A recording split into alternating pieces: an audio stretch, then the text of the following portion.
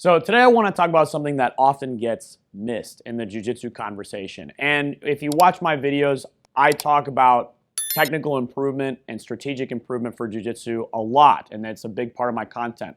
However, that may not be the main reason why you or someone else at your school trains jiu-jitsu. That may not be their main driver for showing up every day, and that's totally fine.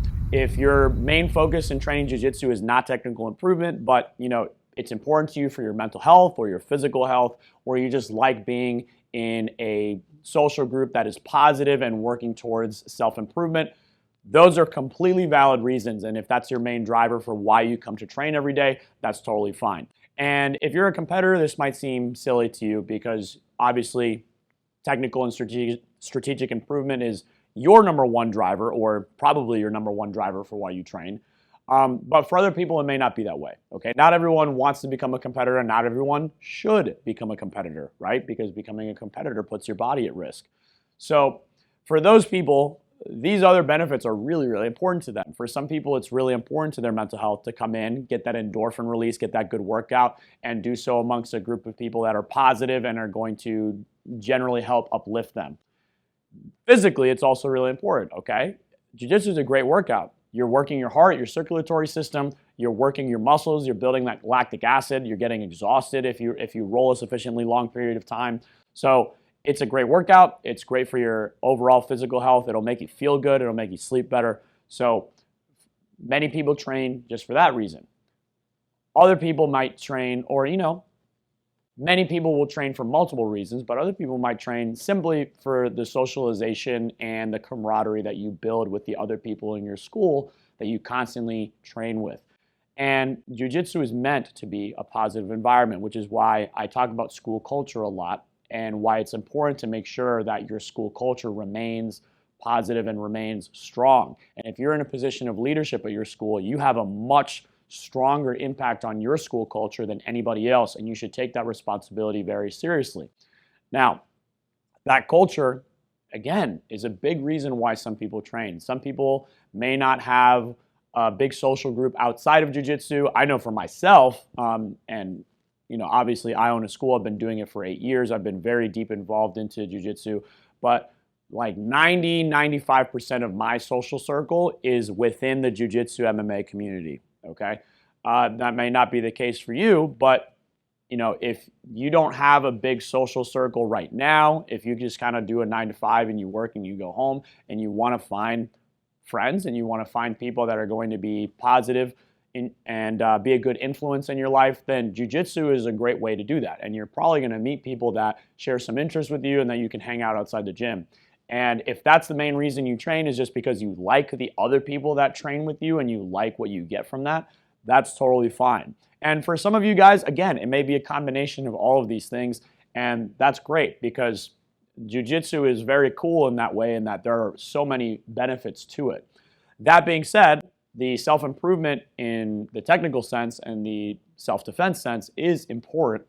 And even if someone is not primarily focused on that, you cannot reduce your standards because of it, okay? You cannot reduce your standards just because that may not be someone's goal. Somebody may be a blue belt for 4 to 5 years or more before they get their purple belt. It's happened. Some people train 20 years until they get their black belt. It happens, okay? Not everyone is going to progress at the same rate, and that's totally fine as long as the standard is the same for everybody. Because if it's not, if there's multiple standards, well, that's just unfair. Obviously your standards can take into account the different athleticism, the different age, the different size, and the different physicalities in general that create disparities between people when you're trying to account for how good someone is at jiu-jitsu. But there should nevertheless be an overall standard that you apply consistently, because if you don't apply it consistently, then there basically is no meritocratic underpinning. Some people are just going to get participation belts.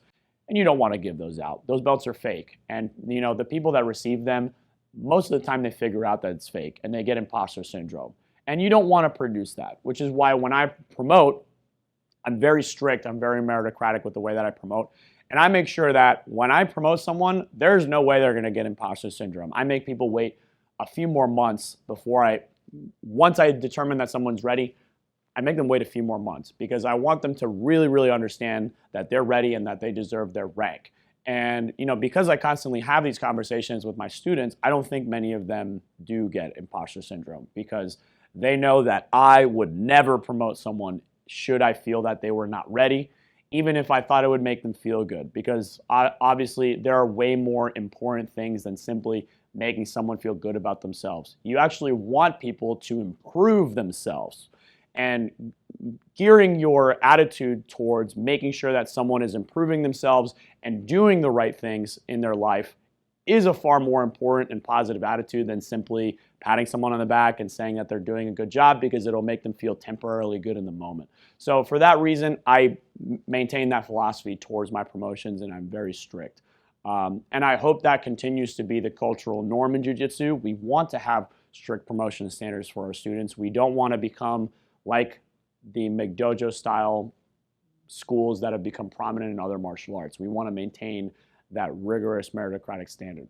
So I hope you guys liked the video. Make sure you make sure you smash that like button. Make sure you subscribe to the channel if you're new. Make sure you click that notification bell. That way you guys get notified every time we have new videos out there. And make sure you share this video, guys. If you have someone that maybe isn't super focused on technical improvement, let them know that their jiu-jitsu journey is just as valid as everybody else's. Share this video to them. Maybe it'll make them see things a little bit differently.